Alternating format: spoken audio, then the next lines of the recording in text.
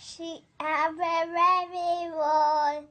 Yes, yes. Be back on. My wife was here with her, had a bit of bath time, play time, read some stories before she put her to bed. And then literally 2 hours after having gone to bed, she woke up screaming. So Paula rushed upstairs and went into the room. Just thought she'd had a nightmare or something at the time. But there was something not quite right. She had a bit of a temperature. The breathing was very irregular. So within 2 hours of her waking up, she rushed her off to hospital. A blemish started to appear on one of her shoulders. And they took a nappy off, and there was another one in the groin area, and they started to treat her straight away for meningitis. But within 3 days, Georgie unfortunately passed away. And although she was a little fighter and she kept going for those 3 days, yeah, it was all in vain. And it just became apparent to us how severe and how vicious meningitis actually is. To be fit and healthy 1 minute and then 3 days later to be no longer with us is more severe than any disease I'm aware of. Those lasting moments, they'll be with me forever because they were very, very cherishing moments.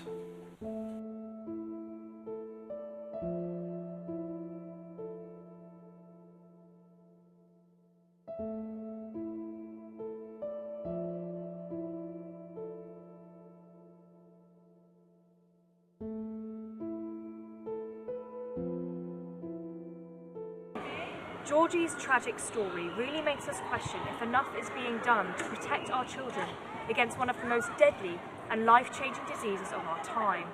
There currently is a vaccine for the meningitis B strain of the disease, however it's only given to children under the age of 1 who were born after the 1st of May 2015. Any children born before this date, like Georgie, are not protected. Last September, a petition was set up asking the government to vaccinate more widely on the NHS. Following the death of 2-year-old Faye Burdett in February, this quickly became the most popular petition of all time. What followed would be a battle between parents desperate to protect their children and government, worried about the cost-effectiveness of this vaccine. When the government introduced the vaccine for the under 1s in September 2015, a price was agreed with GlaxoSmithKline. GSK refused to give me this information, but they did send me this statement. We believe the agreement we have reached offers fair value for the NHS and allows a reasonable return for GSK to ensure that we can continue to invest in creating new treatments and vaccines. Angered by the decision to limit the vaccine to children under 1, and after his own daughters were denied the vaccine, Lee Booth started a petition asking the government to vaccinate more children. I took my little girl for her regular set of inoculations to the local health centre, inquired about the meningitis B vaccine that had just become available on the NHS, to be told that she was too old to qualify for it, even though she was still in a high-risk category. So basically I decided to do something about it and started the campaign to obviously save children's lives. At the end of the day, children are dying from this horrible disease. It went viral literally overnight and we got over 800,000 signatures within a month. But unfortunately, you know, it's taken a little girl amongst other children as well to die to bring it into the public domain. We reckon there's probably a constituent member of every single constituency that has signed this petition. 823,000 people in excess of have signed it. So let's take stock and listen and say, okay, what is it that people really care about? And I think what's really behind this petition is people feeling that if a child has missed out on a vaccine simply because of age, which has come about through a cost-effectiveness framework which is inherently unfair, we've then got children dying from what is a vaccine-preventable disease. And that just does not make sense when we've got the wherewithal to stop that happening. So I think my sense of the petition is the anger around children who are in the age range of being the most at risk, but through simply the completely arbitrary date of when they were born, have missed out on this potentially life-saving vaccine. Despite this petition being the most signed government has ever seen, gaining over 800,000 signatures, at the debate on the 25th of April, the Junior Health Minister Jane Ellison did not agree to extend the current meningitis B vaccination programme and only committed to authorising an adolescent carriage study to take place in 2017. Last year there were 418 cases of meningitis B, and roughly 1 in 10 were fatal. When I contacted Jane Ellison for an interview, she was only prepared to give me this statement. We understand people's concerns, and all vaccination programmes are kept under constant review. But we have to be guided by the very best scientific advice, and we will continue to protect the children who are most at risk. But experts say that the government are failing to deliver on this promise. What we know is that Men B has the biggest impact on the under 5s. So the meningococcal bacteria, which is the cause of it, is the highest cause of bacterial meningitis, and the people most at risk are the under 5s. So absolutely fantastic we've got the under 1s into the chartered immunisation programme. Can never take away from that, that is wonderful. But there are more people at risk, and the longer we spend talking about it, the more kids are losing their lives in the meantime. So what exactly is this disease that has prompted the public to sign a petition in their thousands? Well, meningitis is the word that doctors use to describe a group of conditions in which the lining of the brain, or covering the surface of the brain, we call the meninges, which is a sort of thin film of cells that gets infected, and that has really serious consequences. The disease can be caused by several different bacteria and also by some viruses, and it's very important that we know what the cause is when we're thinking about vaccination. But the symptoms when somebody gets inflammation of the meninges are much the same, and they often have fever, headache, and the really classical thing is having a stiff neck. And the diagnosis is usually made by sticking a needle in the back, in the spine, into the space between the spinal cord and the bones there, and that the fluid there, the cerebral spinal fluid, circulates around the brain, and that you examine that in the lab, and that confirms that the person has got meningitis. So where do vaccines come from, and how do they prevent disease? I went to the birthplace of vaccination, Edward Jenner's house, and spoke to Dr. Gareth Williams, who told me about their history. So Jenner's story began not too far from here. We're in Jenner's house today. One of the greatest moments in the history of medicine, the history of science, probably took place in this room, not too far from it. He discovered an awful lot of people who had cowpox and who were evidently protected against smallpox because they could nurse people dying of smallpox and they could never catch it. So he took notice, if you like, of that experiment of nature. It's a gift on a plate, actually, in a way, not just an experiment. Gift on a plate from nature, and decided to do the experiment. And the experiment meant taking a healthy child, giving them cowpox, letting them get over the cowpox, and then actually challenging them with smallpox to see what happened. He vaccinated the gardener's son. So in July 1796, after he'd waited a decent interval, he gave the lad smallpox and nothing happened. That was the start of the whole story of vaccination, which has saved thousands of millions of lives and all the rest of it. How do they actually work? Well, vaccines work by stimulating the body's immune defences against the bug, the germ, the virus, the bacterium, whatever it is that you want to protect against. Edward Jenner's discovery of vaccination was revolutionary. Up till then, there was no protective measure against any of the great killers. With Jenner, we've not only got the beginning of vaccination against smallpox, but we've got the concept of vaccination to protect against other infections. All the vaccines that we give our kids today, which, dozens of jabs, they're all there for a purpose. And again, if you tot up the numbers, you'll see that Jenner's discovery and the things that spun off it will probably save more than any other medical intervention. This technology has been around for over 2 centuries. So in today's world, why are so many children still unprotected from a vaccine-preventable disease? Professor John Edmonds is a member of the JCVI, the Joint Committee for Vaccination and Immunisation. They advise the government that rolling out the Bexsero vaccine more widely wouldn't be cost-effective. I mean, if you think about the costs associated with rolling out the vaccination programme, in each birth cohort, so each 1 year of births, in the UK now there's about 750,000 children born every year. Right, it's a lot. The programme would require probably 4 doses of vaccine. So you've got 4 doses times 750,000, which is whatever that is. That's 3 million doses of vaccine per birth cohort. So that's if you just vaccinated the 1 to 2 year olds, that's you're requiring 3 million doses of vaccine. If you extend that to the 2 to 3 year olds, you need 6 million doses of vaccine. If you extend that to, and that's just looking at the under 3s. It's huge numbers of doses of vaccine, huge numbers, millions, tens of millions of doses of vaccine.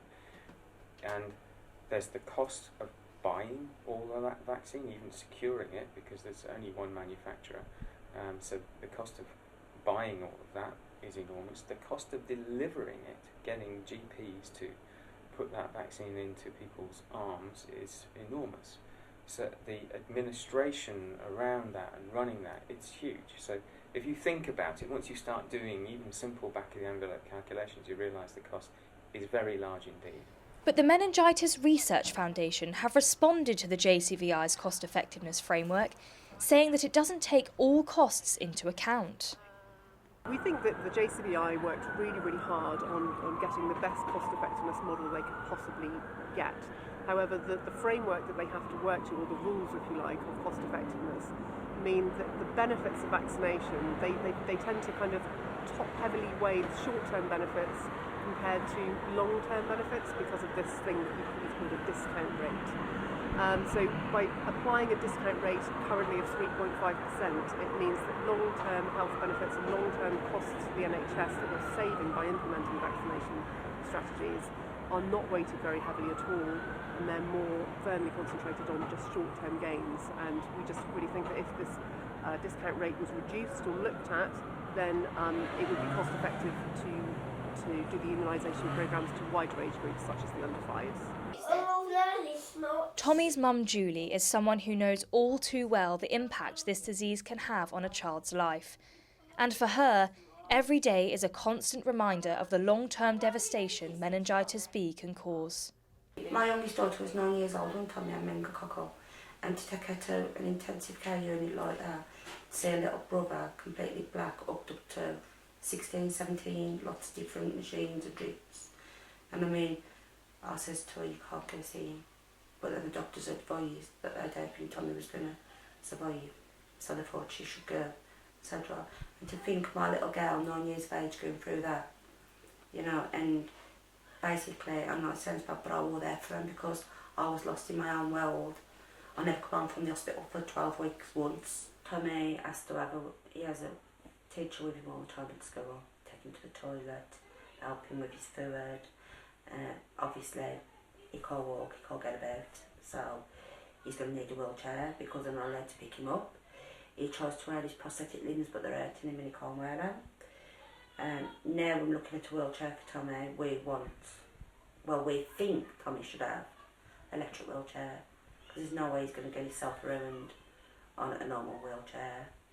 And obviously, you know, he's gone on certain drugs really, hasn't he? And with all the help he's going to need, well, all the help he should have, because they'll get off it what he should have anyway.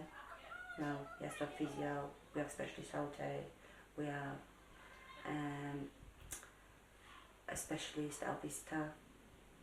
We go to Selly Oak Hospital every 12 weeks, rehabilitation centre Selly Oak. We go to the Children's Hospital about 3 times a year. And dentist appointments, he's took his teeth and everything as well. All his teeth have gone by the disease, and they don't even know if his adult teeth are going to be any better. Just recently now, Tommy has started to notice that he's different from other kids. An example, I was around the shop a few weeks ago with him, and Tommy was sitting in a car chair, and a girl who lives close by come out to the car and says hello, and our little lad was like, oh, he got a broken arm, and I was getting upset, and the girl kept saying, he's poorly, and I said, no, he's not poorly, no, he's been poorly. And Tommy started to smack himself in the head and great, and I just said I'm going, and I drove off and Tommy was saying that made me angry, Mum, them upset me and ended. So obviously, yeah, Tommy is starting to realise, and sometimes I think to myself, maybe that's affected him with his sister, because when I was pregnant, he used to say to me, you know, when the baby's kicking you, he used to say, that baby's got some legs, ain't he, Mum? And I tried to explain to him, you know, Tommy, you didn't know he was really poorly. And one day he says to me, you get the hospital, my legs there, yeah? And obviously that broke my heart, because we had to do what we had to do. I was told we wouldn't be here. I don't know how we did deal with it, I don't know how we got through it, I don't know how we've come this far still. We just take one day at a time. We still have days when I cry and still think, you know what I mean, but I just have to know that I'm lucky to have him. A lot of people don't survive it. But, you know, and they were saying Tommy wouldn't survive it, he had a 5% chance, and then he's come this far. And obviously every day is hard, every day is still hard now, but we just get through it. Julie's youngest daughter, Georgie, was born 2 months too early to receive the meningitis B vaccine on the NHS. And despite her being at risk due to Tommy's medical history, she was denied it. My little girl, Georgie, she's 14 months old. She has been in the hospital 5 months old. She was bad, she had a rash.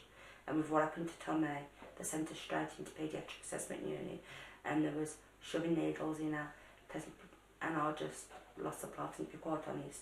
I was put on Valium, I was, because I just felt like I was reliving it all again. Yes, she was fine, she had viral infection, but I always think the worst. All of us in my house, except for my son, my oldest son, have had counselling, really. But really, I've emailed the Department of Health myself, the NHS and everything, because with what happened to Tommy, my little girl Georgie should really be at risk and should really have had that vaccine straight away. But they say she's not at risk. Now I've priced up my kids. To have my 2 kids vaccinated, it's going to cost me £450. But it's okay really, because we can't afford it. After meeting Julie and seeing firsthand the long-term effects of this disease, I went back to speak to Professor John Edmonds to put Claire's concerns about the JCVI's framework to him. Yes, it does give more weight to benefits and costs that occur now compared with benefits and costs that occur down the line. And it's very simple, you know, and you might sit there thinking, oh, that's wrong, surely. But actually, I can do a quick experiment with you and you'll suddenly realise it might not be so wrong. So if I say to you, if I had £1 million now, I could prevent 100 cases of, let's say meningitis. I could prevent 100 cases of meningitis now, or 100 cases of meningitis in 50 years' time. Which would you rather? Now. So you discount those 50 cases. You don't value them the same as the 100 cases that occur. You know, you don't value those cases that occur in 50 years' time. I don't know why, but if you went round the population and you asked the population, they would all react in the same way. As an outcome of the debate, Jane Ellison said that there would now be an adolescent carriage study to take place in 2017. Mm-hmm. So, as you said earlier, you think it's not essential. Do you think this is going to alter the cost effectiveness at all? No, I don't think it would. And I don't think it would because in our base case analysis, we already included an effect against carriage. So we assumed the vaccine worked against carriage, even though we didn't really have much evidence to suggest that it really did, because this trial was inconclusive.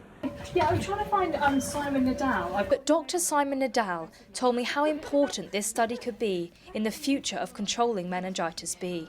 Another strategy would be to immunise all adolescent people, so older children, young adults, because they carry the bacteria in their throat.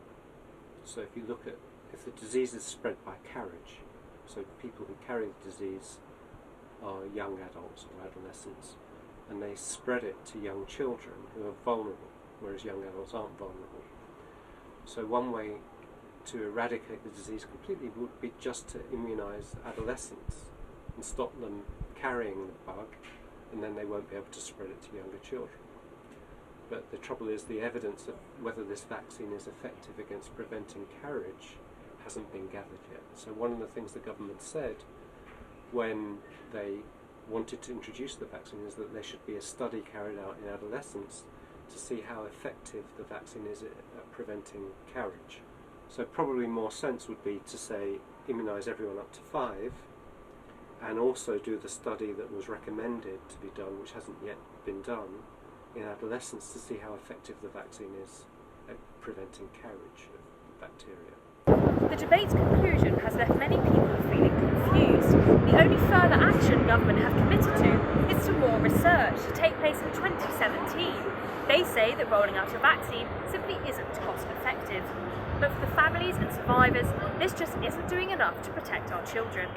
The Health Minister, Jane Ellison, has also committed to an awareness programme. But for many charities like Meningitis Now, awareness simply isn't a preventative measure, and only a vaccine can save lives. So, whilst for the government the most popular petition ever has ended here in Westminster, for the families committed to broadening out the availability of this vaccine, the fight still goes on. Lee Booth hasn't stopped campaigning. He's written to the Health Minister. Dear Jeremy, quite frankly, I'm stunned and appalled at the government's decision not to roll this out to more children. How, after all the evidence heard, Junior Minister Jane Ellison can make such an important decision without further debate is beyond me and is an insult to the petition and the families that have shared their heart-wrenching stories. The flippant manner in which the decision was made is also disrespectful to the 823,000 people who backed the campaign. This is such an emotive subject, and I believe, as do many others, MPs included, that the wrong decision has been made. Please do something about it as a matter of urgency. All I ask for is a one-off catch-up programme for children up to 5 years old. The 1-year-olds have already been done. I await your response. Yours sincerely, Lee Booth. Campaigners are angry at not only the rejection of a petition that was signed by so many people, but also by the lack of urgency that the government is seemingly conveying. To wait until December 2017 to carry out the adolescent carriage study has left a very bitter feeling amongst petitioners. They say that during this year-long delay, even more children could lose their lives. And for those families that continue to be affected by meningitis B every single day, the emotional and long-term costs far outweigh any justification government can give. Time's not on our side when we're talking about this. We need to be doing things yesterday. And that's what needs to happen. Things need to happen quickly, not be pushed back for another year, because there will be a lot of lives that are either lost or severely affected within that 12 months. So again, the whole thing is very frustrating because there's a lot of people affected by this, and it's very difficult to get over and get through something like this. So the added pain of seeing decisions made that's going against what you're campaigning for, it doesn't help the grieving and the healing process and you trying to get on with your life without those little ones that you once had involved in your life. So it is, tough. We went through hell to get Georgie in the first place, and we had problems conceiving, and to actually conceive in the first place was a challenge in itself. So we were very blessed with that, and then we were struck with Paula became very ill at 18 weeks, and we nearly lost Georgie then. Come on, Hetty. Come on, Hetty. Come on, Hetty. She was born naturally, and she was a beautiful little girl. And I think what makes it more difficult is the fact that she was 23 months old. So the first year, they're just a little baby where you feed them, you change the nappies, you put them to sleep. But once they get past that year, they start to develop a little personality. And she had a cracking little personality. Daddy!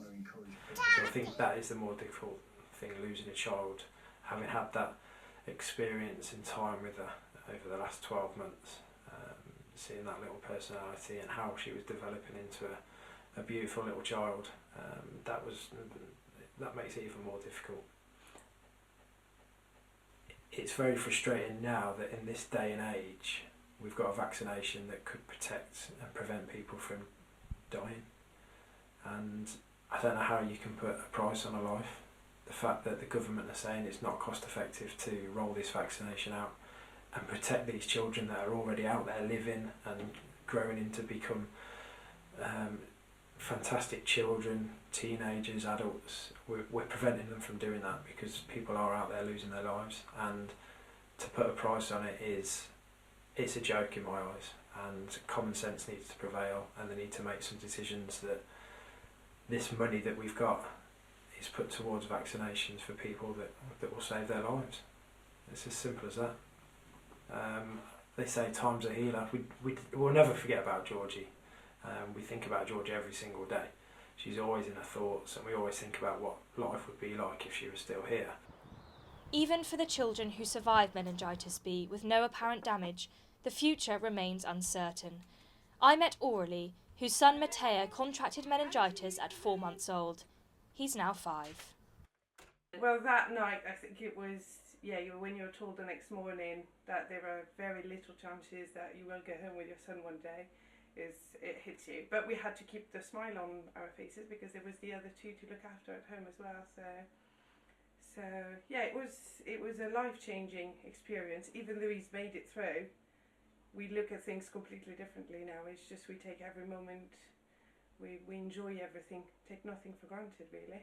I think it hit us a good few months afterwards really, when we realised that, everything was okay, near-ish kind of thing. And but I don't think, even now actually, if I think about it, I don't think my husband and we speak about it too much. Aurelie felt unable to explain the true impact meningitis B has had on her family in front of her children. But she later told me that after Matteo contracted meningitis B, he now has one leg shorter than the other, and even doctors can't assure her he will grow normally. His educational future is also unclear, because he is too young to tell whether or not his cognitive abilities have been affected. So whilst the government invests into more research that may not make a difference, and with the cost-effectiveness framework being called into question, more children's lives may be lost or changed for the worse by this disease.